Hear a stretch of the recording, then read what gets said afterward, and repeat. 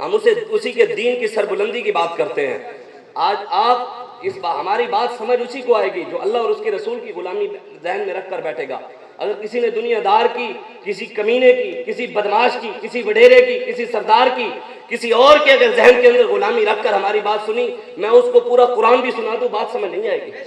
ہم اس کو پوری حدیثیں بھی سنا دیں بات سمجھ نہیں آئے گی. اگر سمجھ آنے پہ آئے تو اتنی سی بات پر سمجھ آ جائے کہ جناب بتائیں جی یہاں میرے ابا جی بیٹھے ہو، کوئی میرے ابے کو کھڑا ہو کر گالیاں دے، میرے ابے کے منہ پر آ کر چماٹ مارے، کوئی کرے، میں چپ کر دیکھتا رہوں بھی صحیح ہو رہا ہے میرے پیو نہ. کوئی کہے گا کہ اپنے باپ کی اولاد ہے، کوئی کہے گا حافظ نیاز شاہ دا منڈا ہے، سید ہے، ادھر پیو والا خون ہے.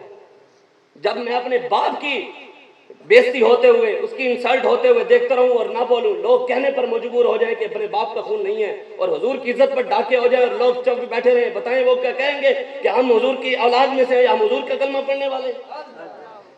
آج لوگوں کو لیڈروں کی غیرت ہے، مولویوں کی غیرت ہے، پیروں کی غیرت ہے. میری توہین ہو جائے تو لوگوں کو غیرت آنی ہے، لیکن رسول اللہ کی گستاخی ہوئی آج تک کوئی بات سننے کے لیے بھی تیار نہیں. کہتے ہیں مولوی اپنی ذات کے لیے نکلے ہوئے، مولویوں کو اپنی پڑی ہوئی ہے. بات ہماری نہیں ہے، بات ہمارے، ہمیں تو قبر میں جا کر رسول اللہ کو منہ دکھانا ہی ہے. آپ نے شاید کسی اور کو دکھانا ہو، ہم نے حضور کو ہی دکھانا ہے. اور ہم نے حضور کے سامنے وہاں کوئی بھی نہیں ہوگا، نہ میری ماں ہوگی، نہ میرا باپ ہوگا، نہ میری اولاد ہوگی، نہ کوئی اور ہوگا. آنا وہاں رسول اللہ نے ہے، اور فرشتوں نے پوچھنا ہے ما کنت تقول فی ھذا الرجل، بتاؤ ان کے بارے میں دنیا میں کیا کہتے رہے. حضور میں تو گستاخوں کے ساتھ کھڑا رہا. ممتاز بتاؤ نا، مجھے کوئی تو سمجھائے نا، ممتاز قادری کو پھانسی دینے والا حضور کے پیچھے کھڑا ہوگا یا دوسری لائن میں ہوگا؟ سمجھائے ہمیں کوئی ممتاز قادری جس نے حضور کی عزت پر پہرا دیا، جاگتے ہوئے حضور اسے زیارت کراتے تھے جیل میں، جاگتے ہوئے. ممتاز قادری تو قیامت والے دن حضور والی لائن میں کھڑا ہوگا، اور ممتاز قادری کو پھانسی دینے والا کہاں ہوگا؟ نور آنکھوں میں تو چہروں پہ اجالے ہوں گے، والوں کے انداز ہی نرالے ہوں گے. تاجدار ختم نبوت، تاجدار ختم نبوت، لبیک لبیک لبیک یا رسول اللہ لبیک. یہ امام حسین کی بات کر رہے تھے نا، میں نے اس لیے امام حسین کوئی کہنا نا بھی انہوں جی یہ لبیک والے اہل بیت کی شان ہی نہیں بیان کرتے. میں کہ جڑے ساڈے وڈیاں کیتی ہے توڑے کدی تسی تو جم کے بھی کسی نے بیان نہیں کیتی ہونی. جو اعلیٰ حضرت بریلوی نے شعر لکھا نا، قیامت تک ویسا شعر کوئی لکھ ہی نہیں سکتا. اعلیٰ حضرت نے بات ہی ختم کر دی، تیری نسل پاک میں ہے بچہ بچہ نور کا، تو ہے عین نور تیرا سب گھرانہ نور کا. اسی تو انہوں نے بننا لیا. بتائیں جی جس عورت کو، یہ مسئلہ ہے، جس عورت کو 365 دن حیض نہ آئے نا، وہ بچہ پیدا نہیں کر سکتے. جو عورت مہینے کے 1 مہینہ پورا 30 دن نماز پڑھتی ہے وہ بچہ پیدا نہیں کر سکتی. لیکن سیدہ طیبہ طاہرہ جن کا آنچل نہ دیکھا ماہ عمیر نے، آپ نے 300 سال کے 360 اور 65 دن نمازیں پڑھی، ایک نماز آپ کی قضا نہیں ہوئی. پھر امام حسن کہاں سے آئے؟ پھر امام حسین کہاں سے آئے؟ پھر سیدہ زینب سلام اللہ علیہا کہاں سے آئی؟ پھر اعلیٰ حضرت نے بات ختم کر دی، تیری نسل پاک میں ہے بچہ بچہ نور کا، تو ہے عین نور تیرا سب گھرانہ نور کا. یہ باتیں ہمارے بڑے ہی کر سکتے ہیں. امام حسین کی یہ فکر تو یاد ہے، یہ یاد ہے سارا، یہ یاد نہیں کہ امام حسین نے کربلا میں کھڑے کو خطبہ دیا تھا.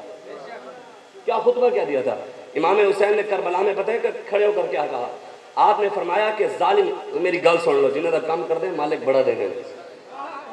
اے امام حسین نے، یہی تو پریشانی ہے لوگوں نے، ساتھ بھی کول گڈی کدھر ہو سکتی کون دیتا ہے دینے. اور میں کہ کمینے ہو، عمران دے نعرے لاو پراڈو رکھ سکتے ہو، نواز دے لاو پراڈو رکھ سکتے ہو، اور زرداری دے منن والے پراڈو رکھ سکتے ہو، تے محمد عربی دا نعرہ لانے والا پراڈو نہیں رکھ سکتا. ایڈا تسی سانو سوکا سمجھا ہویا ہے.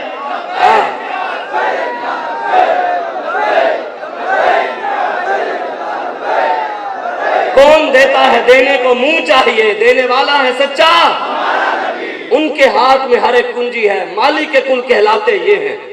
سب کچھ حضور کے ہاتھ میں، سب کچھ حضور کے ہاتھ میں. ساری کائنات، میری یہ پگڑی، میرا بوتھا سلامت حضور کی وجہ سے.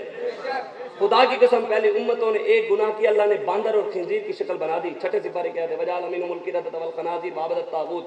اللہ فرماتا ہے میرے حبیب ہم ایک امت نے ایک گناہ کیا، ہم نے باندر کی شکل بنا دی، خنزیر کی شکل بنا دی، پتھروں کا عذاب آ گیا، مینڈکوں کا عذاب آ گیا.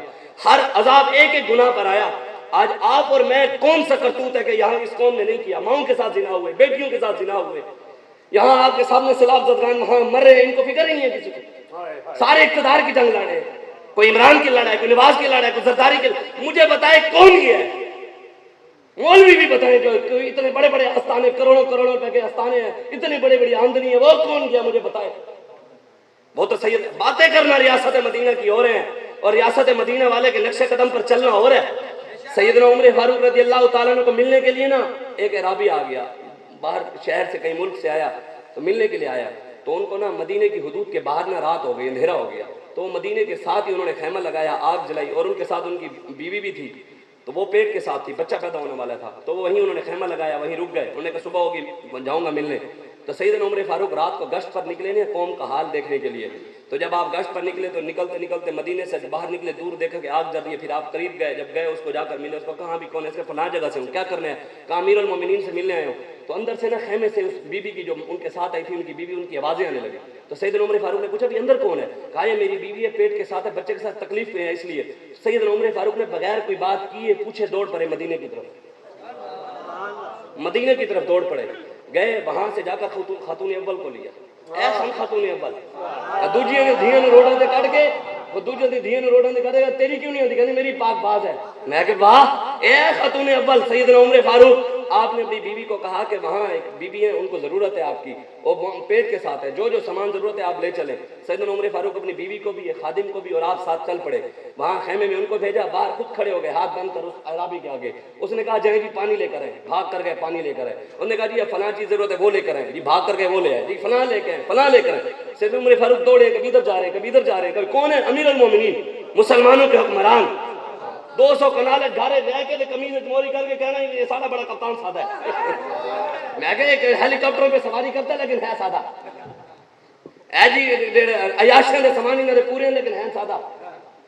تو کہتا ہے یہ بس یہ آپ ان چیزوں سے، ہمارا مقصد، ہم کسی کے کوئی ذاتی اختلاف نہیں ہے، ہماری دشمنی اللہ رسول کے لیے ہے، ہمارا پیار، خدا کی قسم آپ میں سے بھی کوئی حضور کی عزت کا پہرے دار ہو نا، یہ تو سٹیج والے تو پھر بھی، آپ میں سے کوئی بیٹھا ہے نا جس کی داڑھی بھی نہیں ہے، پینٹ پہنی ہوئی ہے، لیکن خدا کی قسم وہ حضور کا پکا وفادار ہے، میں اس کی جوتی یہیں لے آئی، میں اس کی چومنے کے لیے تیار ہوں، میں اس کی جوتی، میں باتیں نہیں کر رہا، حضور کی عزت کا پہرے دار ہو، خدا کی قسم میں اس کی جوتی اپنی پگڑی پر رکھنے کے لیے بھی تیار ہوں، اس کی جوتی اٹھانے کے لیے بھی تیار ہوں، لیکن خدا کی قسم شرط صرف یہی ہے کہ وفاداری حضور کی ہونی چاہیے۔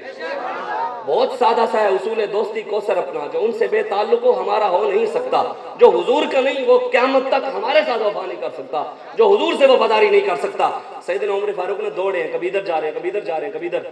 تھوڑی دیر بعد میں اس خیمے سے آواز آئی، آواز کیا آئی؟ اے امیر المومنین، بچہ پیدا ہو گیا ہے۔ جب یہ آواز سنی نا اس اعرابی نے، اس کی پیروں سے زمین نکل گئی، وہ حیران ہو گیا، اس نے کہا حضور آپ امیر المومنین؟ ہم نے فرمایا ہاں، رونے لگ گیا، پاؤں میں گر۔ یہ تھے مسلمانوں کے حکمران۔ سیدنا عمر فاروق کے دور میں بھی مہنگائی ہوئی تھی، گھی مہنگا ہوا، ایک بندے نے آ کر بتایا حضور گھی اتنا مہنگا ہو گیا، غریب کھا ہی نہیں رہے، آپ مہربانی فرمائیں۔ سیدنا عمر فاروق نے اس وقت منبر پر بیٹھ کر قسم کھا لی، فرمایا کہ آج کے بعد عمر قسم کھاتا ہے، آج کے بعد میں عمر گھی نہیں کھاؤں گا جب تک غریب تک نہیں پہنچے گا۔